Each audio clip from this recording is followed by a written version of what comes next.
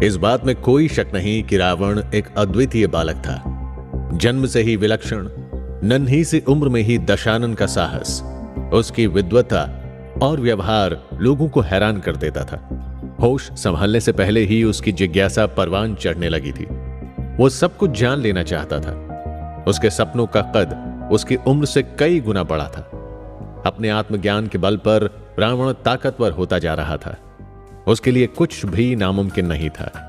वो जो सोच लेता था उसे करके ही दम लेता था। उसके ज्ञान के आगे न कोई देवता टिका और न कोई ऋषि मुनि। शास्त्र, शस्त्र, वेद, आयुर्वेद, तंत्र, भूगोल, खगोल, विज्ञान सब घोल के पी गया था रावण। कहते हैं एक समय ऐसा भी आया जब देवता, नाग, यक्ष, गंधर्व सब रावण के नाम से कांपते थे। पूरे ब्रह्मांड में रावण को रोकने की शक्ति केवल और केवल महादेव में थी, क्योंकि भोलेनाथ का परम भक्त था रावण। कहते हैं जब वो तपस्या करता था तीनों लोक डोल जाते थे। जब वो मंत्र जपा करता था देवताओं के आसन हिलने लगते थे। चारों ओर हाहाकार मच जाता था। अपने ऐसे ही घोर तप के बल से रावण ने ब्रह्मा जी और शिव जी से बेहिसाब वरदान पा लिए थे। इन्हीं वरदानों ने रावण को विश्व विजेता बना दिया। लेकिन ऐसा क्या हुआ कि सब कुछ जीत कर भी हार गया रावण? आखिर रावण ने ऐसा क्या किया कि उसे यह श्राप झेलना पड़ा? अपनी बेहिसाब ताकत के नशे में रावण इस कदर चूर था कि सही गलत का अंतर भूल चुका था। उसे अपना किया कोई भी काम गलत नहीं लगता था।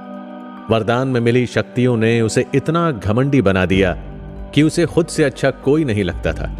अहंकार कितना भयानक हो सकता है, इसका रावण से अच्छा उदाहरण संसार में दूसरा नहीं।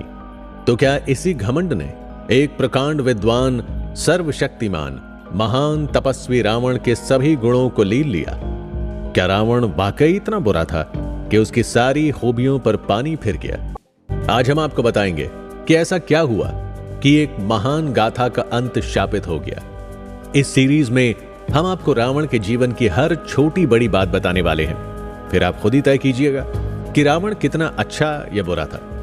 यूं तो हमारे देश में बच्चा बच्चा रावण को जानता है, लेकिन आधा अधूरा जानता है। रामनवमी के मेले में मिठाइयां, खिलौने और झूलों के साथ साथ रावण भी परोसा जाता है। दशहरे पर हर मेले में रामलीला भले ही हो ना हो, पर रावण हर मेले में जलाया जाता है।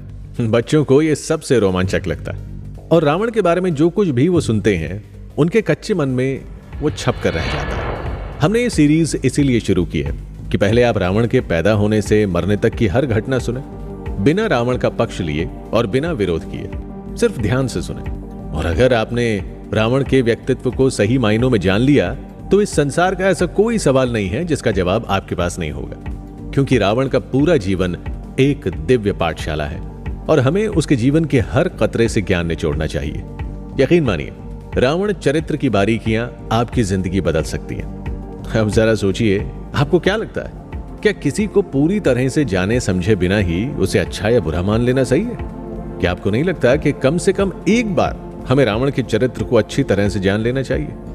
तो इसके लिए आपको मोटी मोटी किताबें पढ़ने की जरूरत बिल्कुल नहीं है। बस सुनते जाना है, बिल्कुल आसान और कभी ना भूलने वाले अंदाज में संपूर्ण रावण चरित्र कथा।